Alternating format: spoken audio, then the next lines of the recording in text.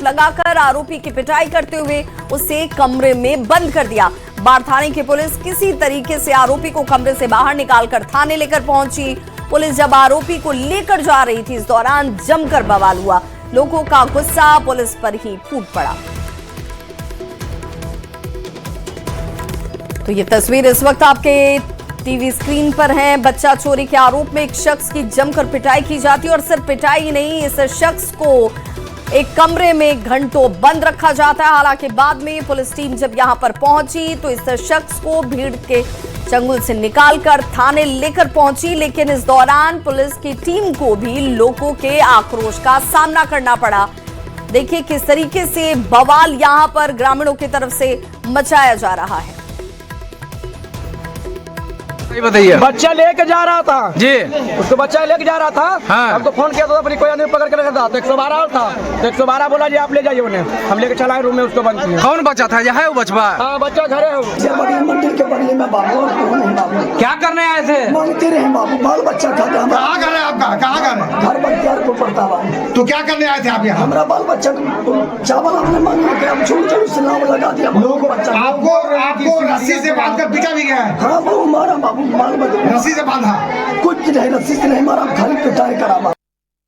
पर ज्यादा जानकारी के साथ बाढ़ संवाददाता अनिरुद्ध हमारे साथ जुड़ गए। अनिरुद्ध, आखिर लोग इस शख्स को बच्चा चोर क्यों समझते हैं और इसकी पिटाई क्यों की गई?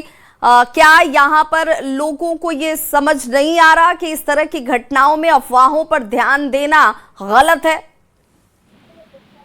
बिल्कुल, देखिए बाढ़ थाना अध्यक्ष उन्होंने जब बच्चा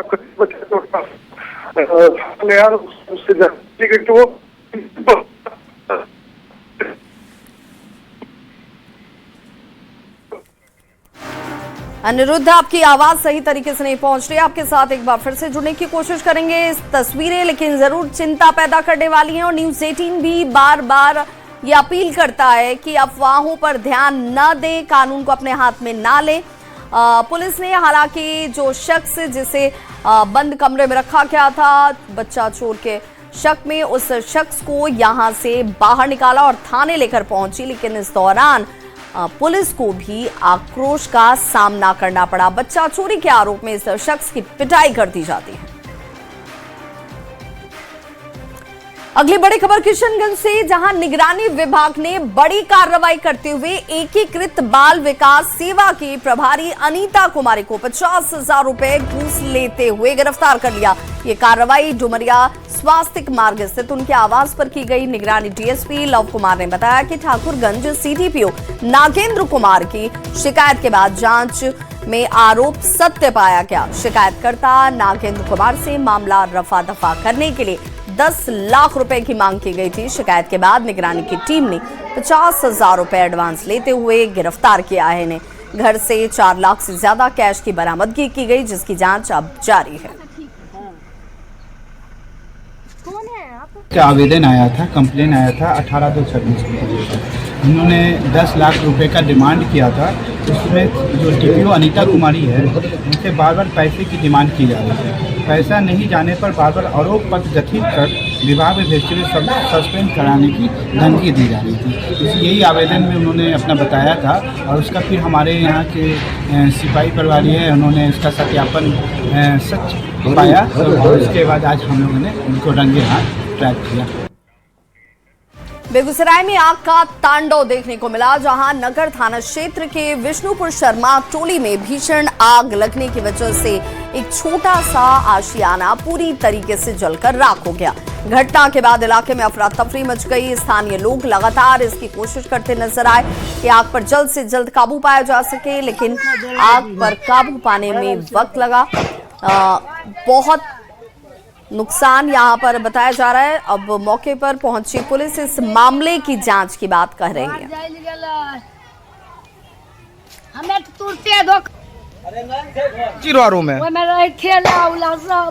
सामान उमान रहा, लकड़ी बर्तन उर्तन भी रहा, साइकिल भी जल गया। कना लगले कोई पता नहीं है। कोई पता नहीं है बाबू।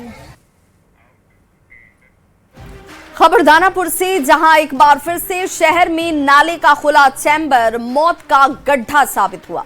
खुले चैम्बर में गिरने से 2.5 साल की मासूम बच्ची की मौत हो गई। घटना नौबतपुर के सरासर गांव की है और आंगनबाड़ी केंद्र में बच्ची पढ़ने के लिए गई हुई थी, लेकिन वो रास्ते में खुले नाले में गिर गई, जिससे उसकी मौत हो गई। 5 दिन के भीतर खुले नाले में गिरने से मौत की ये दूसरी घटना है, जिसने पटना में खुले नाले और सिस्टम में गड्ढे पर सवाल खड़े कर दिए हैं। इस पूरी घटना के बाद लोगों में आक्रोश देखने को मिल रहा है। परिजनों का रो रो कर बुरा हाल है और विभाग और प्रशासन को इस बच्ची की मौत का जिम्मेदार वो ठहरा रहे हैं। तस्वीर आपके सामने, ये वही खुला नाला है जिसमें बच्ची 2.5 साल की बच्ची जो है वो गिरती है और उसके बाद उसकी मौत हो जाती है। सवाल कई हैं कि आखिर इस मौत के लिए जिम्मेदार कौन, क्योंकि नाला खुला क्यों पड़ा हुआ था, इस पर भी सवाल।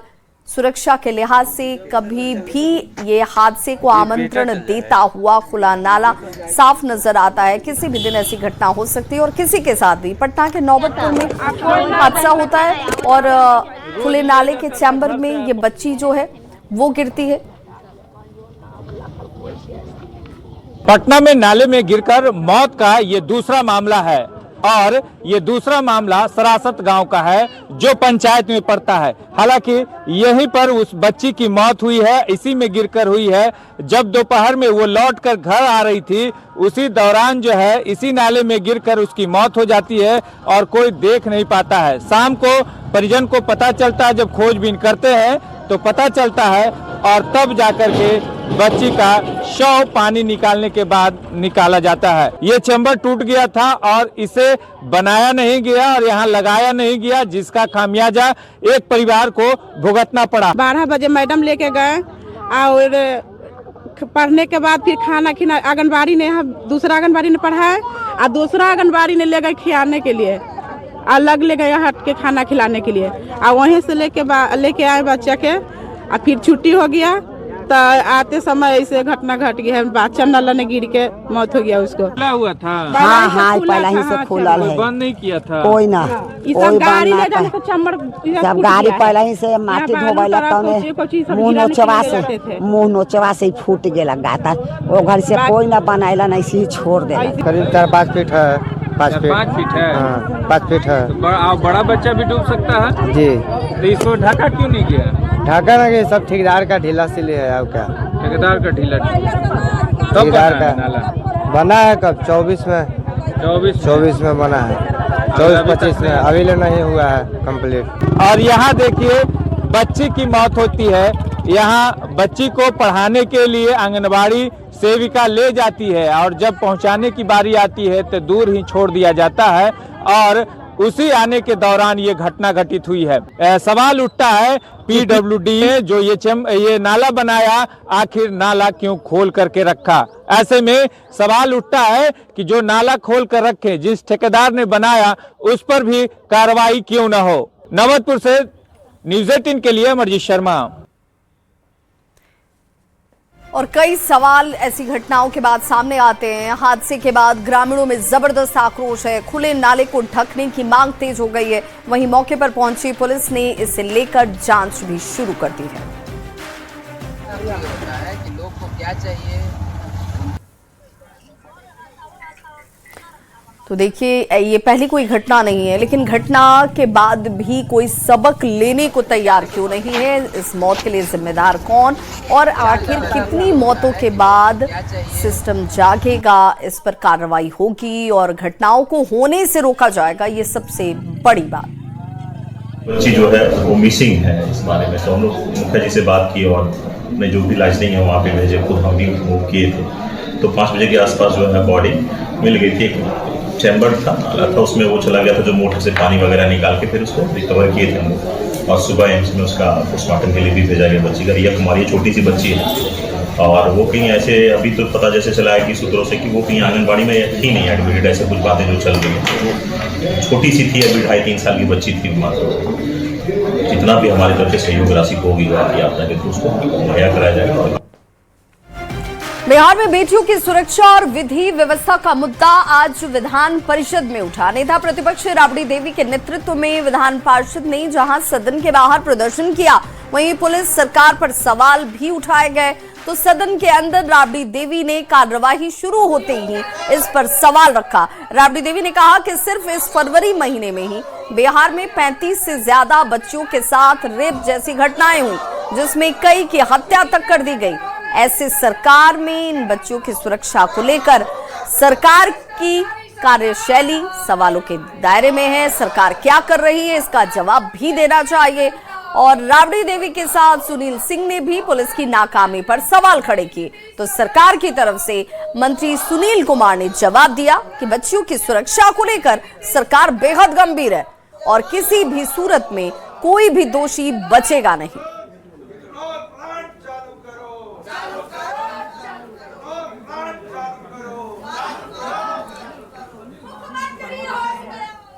छोटा बच्चियों के साथ बलात्कार हो रहा है और बलात्कार करके लोग मार दे रहा है। तो इस पर सरकार से हम सवाल पूछते हैं, सरकार क्या इस पर कार्रवाई कर रही है रोकने का? कैसे रोकेगी सरकार? अब फरवरी महीना में 35 हुआ है लड़कियों के साथ, तो इस पर क्या सरकार कार्रवाई करेगी इसको रोकने के लिए? ऐसे तो कोई भी सरकार इस पर कार्रवाई करते ही है। सरकार कार्रवाई उस तरह का है कि सभी जिला में हो रहा है, हर जिला में, पूरा बिहार में हो रहा है। सरकार इस पर एक दूसरे दिन हो रहा है, एक दूसरे दिन हो रहा है। जो बात आई है सरकार इसको ग्रहण इस पर कार्रवाई करना चाहिए, रोक लगाना चाहिए। सरकार इस पर लेती है ग्रहण। महोदय, पूरी इसकी सूची है, अभी मैडम ने हमको दिया है इसको, और ये पूरी सूची लगभग 36 से ऊपर सिर्फ फरवरी में ये बलात्कार की घटनाएं घटी है महोदय। और पुलिस इसको रोकने में पूरी तरह से विफल है महोदय। सरकार की चिंता, महोदय 1 मिनट बोल लेने दीजिए, सरकार की चिंता किसी शरीफ सांसद को रात में उठाने में है। कोई अगर आईपीएस है उसको आप गर्दन में हाथ धर के थाना तक पहुंचा दे रहे हैं महोदय, लेकिन जो इसमें अपराधी लिप्त है उसको पकड़ने में प्रशासन बुरी तरह से विफल है। आपकी बातों को सरकार ग्रहण किया, इस पर कार्रवाई करी ही नहीं। माननीय बोलिए सभापति महोदय, जो बातें अभी सदन में रखी गई उस पर सरकार लगातार कार्रवाई कर रही है, संज्ञान में है, और सरकार की नीति और नियत बिल्कुल साफ है कि जो कोई भी कानून का उल्लंघन करेगा उस पर सख्त कार्रवाई की जाएगी। हम भी भर्त्सना करते हैं, सरकार भी इससे चिंतित है, और जो भी उचित और न्यायोचित कार्रवाई होगी और दोषी को किसी हालत में बख्शा नहीं जाएगा। सुरक्षा को लेकर सदन के अंदर और बाहर, जहां पर विधान परिषद के बाहर और अंदर भी हंगामा किया गया, तख्तियों के साथ राबड़ी देवी जो है वो पहुंची हुई नजर आई। मामला हो या एनसीआरबी के माध्यम से एफआईआर हो या किसी वरीय पदाधिकारी या किसी ऑफिसर के माध्यम से निर्देशित किया गया हो, आपको जानकर खुशी होगी जितने आवेदन आए, क्योंकि जांचना है, पहले उसको जांचना भी है, जितने आवेदन आए उसमें 96.16% सही पाए गए और एफआईआर दर्ज करने का काम किया गया। यह स्पष्ट है, लगातार काम किया जा रहा है। लोग चिंता करते हैं। आज के तारीख में ये बातों को देखिए, आज आपको मौका मिला था ना, अब जारी इन लोगों ने कभी काम ही नहीं किया, उनको चिंता है। आज आपको समय दिया गया था, अपनी बातों को रखा पूरी तरह। कृपया बैठ जाए, शांति बनाए रखें। यहाँ पर आपको समय दिया गया था, बैठ जाए। यहाँ पर अभी माननीय सदस्य जाना ही है।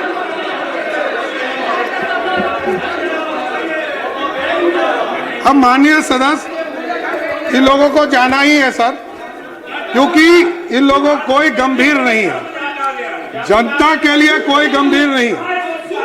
ये लोग शासन विरोधी हैं, सत्ता का दुरुपयोग करने वाले लोग हैं। बिहार की जनता जानती है, ये लोग सिर्फ बाहर में बोलेंगे, यहाँ पॉइंट टू पॉइंट जवाब देने के लिए तैयार नहीं है। आज ये जान लीजिए सर, आज लगातार जो स्थिति है, ये लोग कह रहे थे कि हम जाते हैं अपने क्षेत्रों में तो लोग कहते हैं कि पुलिस वाले के लिए कोई व्यवस्था खड़ी नहीं है। मैं सिर्फ बताना चाहता हूं अध्यक्ष महोदय, अभी भी आवासन के लिए मुख्यमंत्री जी के निर्देश के बाद लगभग 27,000 लोगों के लिए, जो सिपाही हमारे साथी हैं, उनके लिए 618 भवन बनाने का काम थाना में किया गया। इसके साथ साथ लगभग जो महिला सिपाही हैं उनके लिए भी लगभग 159 यूनिट बनाने का काम किया जा रहा है और इसके साथ साथ लगभग 1279 यूनिट और भी महिला सिपाही के लिए बनाने का काम आगे बढ़ाया जा रहा है। तो आप समझिए कि लगातार इंफ्रास्ट्रक्चर का काम किया जा रहा है और आज के तारीख में जिस तरह सेंट्रलाइज्ड मॉनिटरिंग सिस्टम CMS के माध्यम से जो STF के द्वारा स्थापित किया गया है, बेल्ट्रॉन के द्वारा, इसको और आगे व्यवस्थित करने का काम किया जाएगा, जिसके माध्यम से हम थाने का मॉनिटरिंग और अच्छे ढंग से करने का काम कर सकेंगे। इसके साथ साथ जिले में 968 थाने को ऑनलाइन CCTVS नेटवर्क से जोड़ा गया और तथा इसके अतिरिक्त 343 थाने OP को CCTNS के अक्षित नहीं है, जिसको आगे की कार्रवाई की जा रही है। आगे विशेष तौर पर जो SSG का जो विशेष बल है हमारे पास, उसको भी स्ट्रेंथनिंग करने का काम, उसमें बम निरोधक दस्ता का पूरी व्यवस्था करने का काम सरकार कर रही है। आगे भी 2025-26 में आपने देखा वित्तीय वर्ष में पुलिस थाना सर्विलांसिंग परियोजना के प्रथम चरण और द्वितीय चरण में 1212 थानों में कार्यरत CCTV को ऑनलाइन किया गया और इसके साथ साथ 176 थाने के CCTV कैमरा का अधिष्ठापन डैशबोर्ड निर्माण, भविष्य में नए थाने का सृजन की संभावना के मद्देनजर प्रशासनिक स्वीकृति दी गई है। आगे भी कई चीजों को आपने देखा होगा कि national cyber crime reporting portal के माध्यम से 1930 के राज्य के सभी जिले में 24/7 पूर्ण रूप से कार्यरत किया गया है, जो साइबर अपराध को देख रहा है। और इन लोगों ने चिंता जाहिर किया कि साइबर अपराध पर कोई बड़ी कार्रवाई नहीं हो पा रही। मैं सिर्फ एक आंकड़ा बताना चाहता हूं अध्यक्ष महोदय कि साइबर क्राइम के मामले में लगभग 1,33,000 शिकायत प्राप्त हुआ, जिसमें से 54% जो लोग थे उनकी राशि को होल्ड किया गया और उसके खिलाफ कार्रवाई भी करने का काम किया गया। और आप देखिए जो फ्रॉड हुए पैसे, वो लगभग 517 करोड़ रुपया का इसमें होल्ड करने का काम किया गया। उसमें से कई लोगों को इसका पैसा भी रिसीव करा दिया गया और आगे इसकी कार्रवाई चल रही है। लेकिन आप देखेंगे कई लोगों ने ये चिंता किया कि आगे कार्रवाई और कैसे बढ़ते रहे। हम लोगों ने साइबर अपराध के बाद अभी सोशल मीडिया पर भी इसको आगे बढ़ाने का काम किया है, इसकी भी मॉनिटरिंग करने का काम शुरू किया गया। लेकिन क्षमता निर्माण और कौशल विकास, इसके लिए लगातार ट्रेनिंग का काम लगातार बिहार की पुलिस कर रही है। अभी आदरणीय मुख्यमंत्री जी ने राजगीर में इसकी पूरी व्यवस्था की। अभी लगभग 1200 से अधिक हमारे SI के जवान थे, उनको पास आउट करने का काम किया।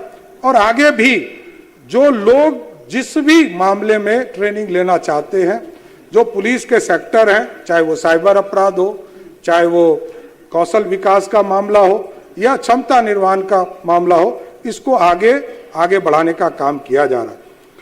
इसलिए आगे हम लोग इसको आगे बढ़ाने का काम करेंगे। अभी सबसे बड़ा है कि फॉरेंसिक लैब, ये सभी जिले में देने का काम आदरणीय मुख्यमंत्री जी ने किया है। और अब तो चलंत फॉरेंसिक लैब के तौर पर हमारा प्रत्येक जिला यूनिट पर हमारी गाड़ी उपलब्ध है।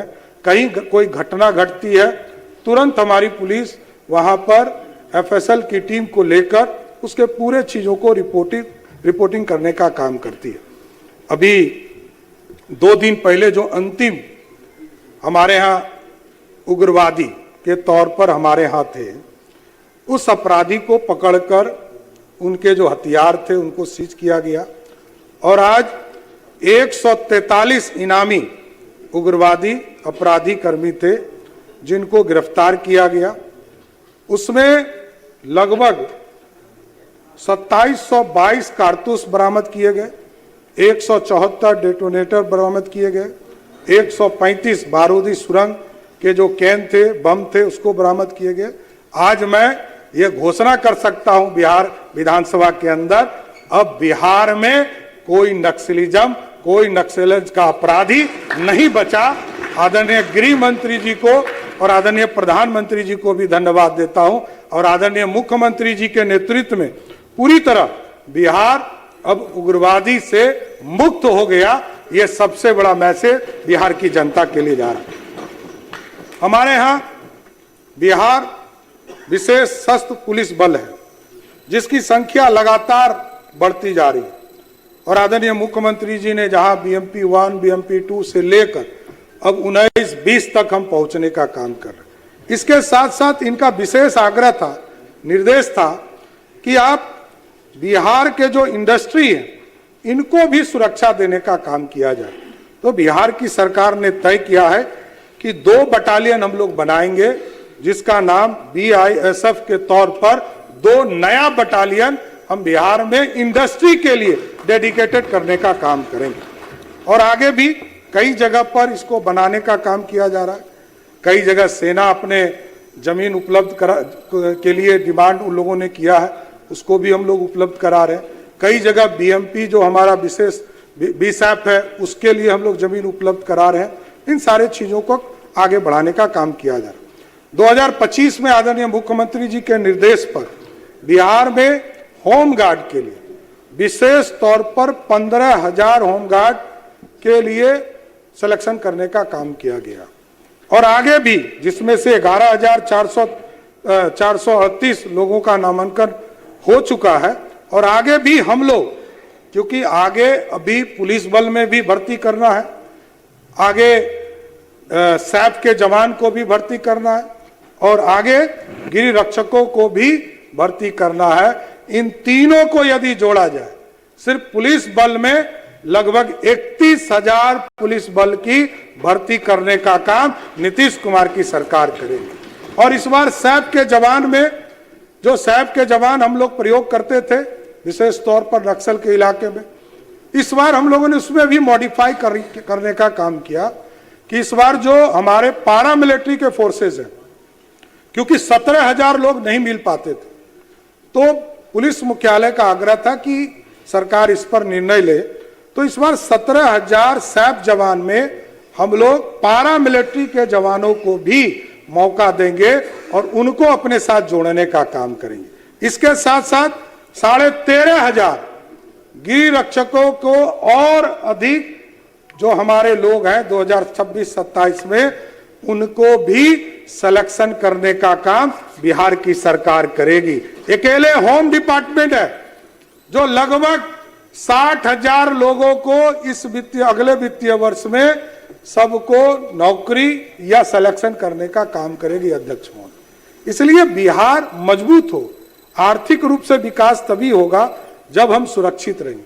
और होमगार्ड के लोगों का लगातार चिंता रहता था कि हमारा तनख्वाह बहुत कम है, नीतीश कुमार जी ने उसको भी बढ़ाने का काम किया। जहां मात्र 774 रुपया उनको प्राप्त होता था, आज नीतीश कुमार जी ने उसको बढ़ाकर 1121 रुपया करने का काम नीतीश कुमार की सरकार ने किया। इसके साथ साथ कई जगह पर इसके लिए संवेदस्ता कार्यालय का नए भवन बनाने का काम किया जा रहा है, इसको आगे बढ़ाने का काम किया जाएगा। सबसे बड़ी चिंता रहती थी फायर। ये जो मार्च और अप्रैल मई के महीने होते हैं, इसमें सबसे ज्यादा अग्निकांड की संभावना होती रहती है। तो इसके लिए भी आदरणीय मुख्यमंत्री जी ने कई जगह पर इसकी पूरी व्यवस्था खड़ा किया। लगभग 45 अनुमंडल में इसके लिए ऑफिसर प्रतिनियुक्त किए गए। 19 जिले में इसकी व्यवस्था की गई।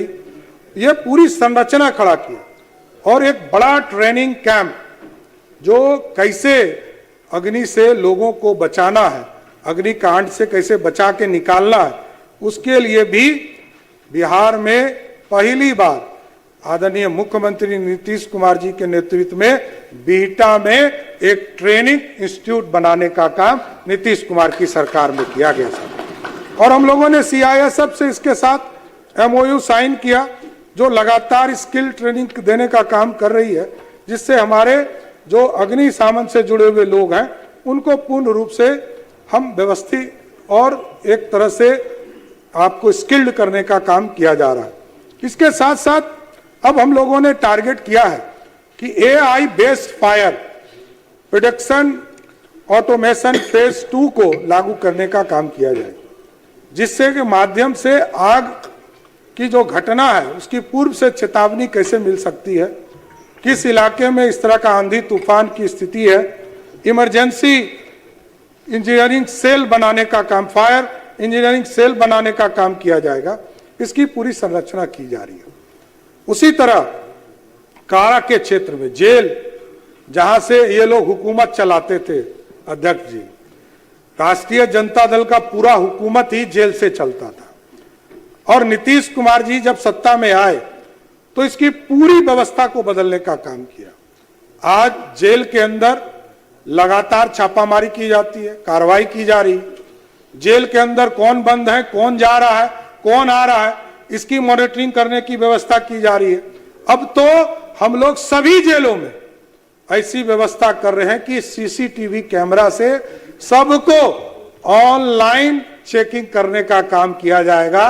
कौन मिलने आया, कौन गया और कौन अपराधी से मिलता है, इसकी भी जानकारी सरकार के पास होगी। ये पूरी व्यवस्था करने का काम किया जाएगा। और ई प्रिजन का मामला, ई मुलाकाती का व्यवस्था किया गया।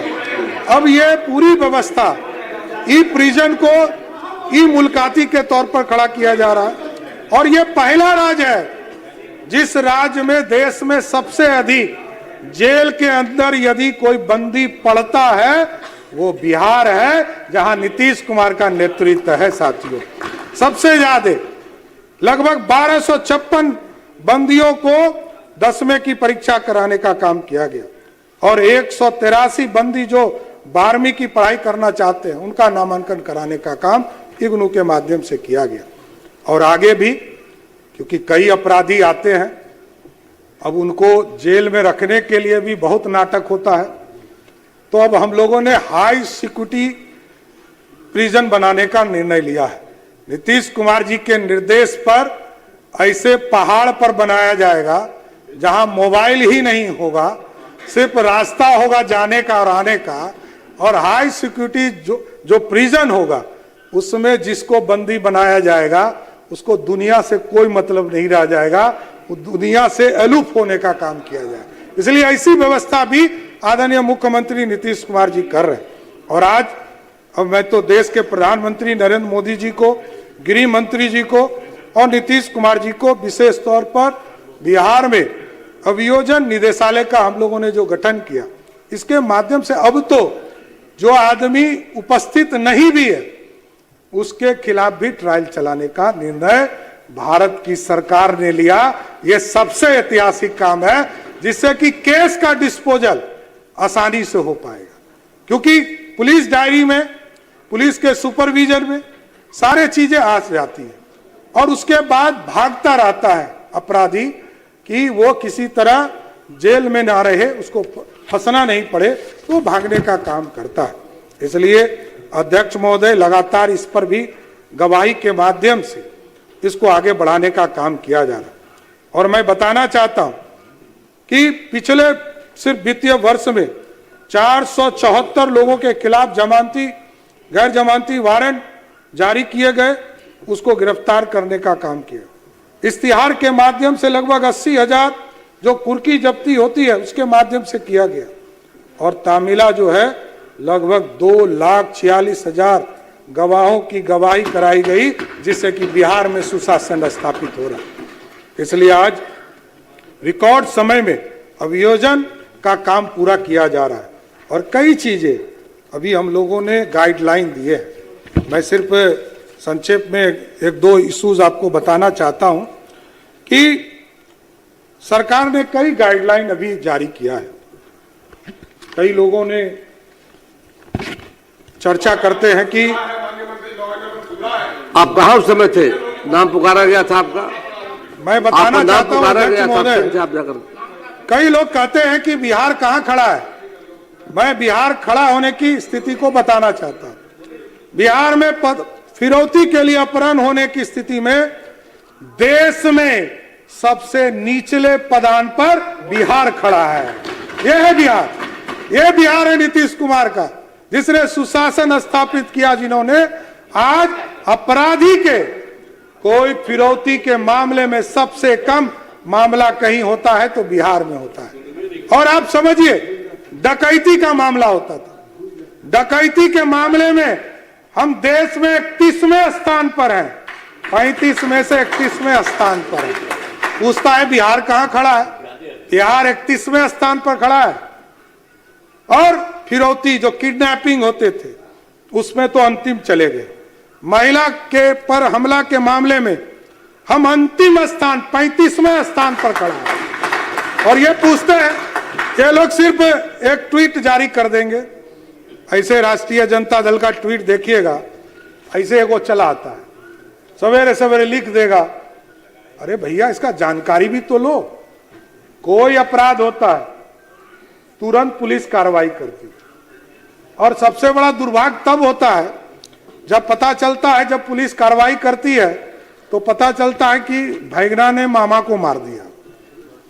हमारे यहाँ क्षेत्र में एक घटना घटी तारापुर में।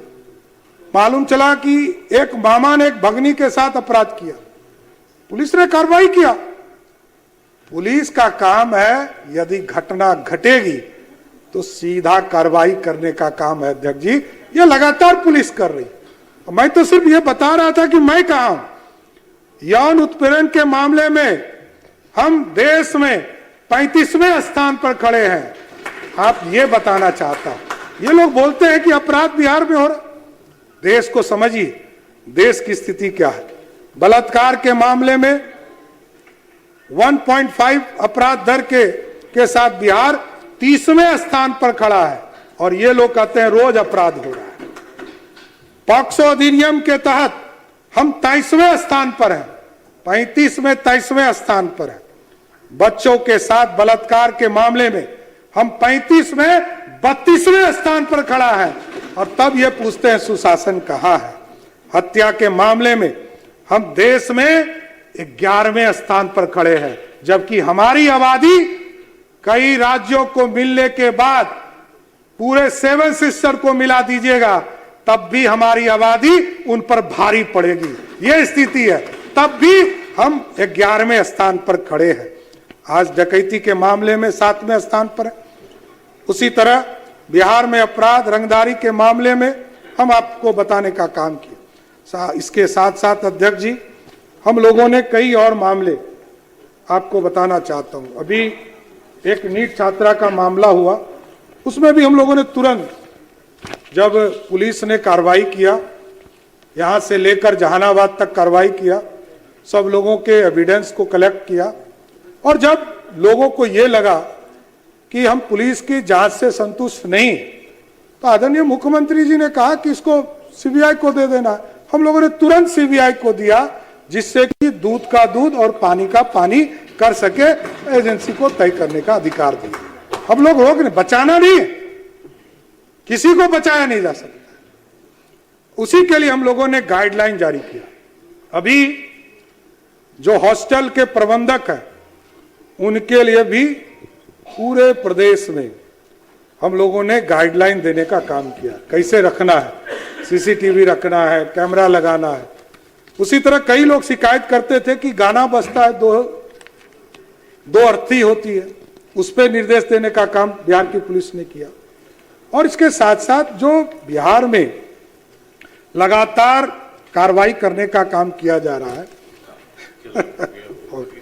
तो लगातार करने का काम किया जा रहा है। मैं सिर्फ एक जानकारी दे देता हूं कि कुछ नए चीज हम लोग करने वाले हैं।